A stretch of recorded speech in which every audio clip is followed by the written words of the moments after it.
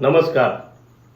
विधानसभा पुसद मतदारसंघातील माझ्या तमाम बंधू आणि बहिणींनो सर्वांना नमस्कार. विधानसभा निवडणूक 2024 प्रचार सुरू झाल्यापासून प्रथमच आपल्याशी डिजिटल माध्यमातून संवाद साधत आहे.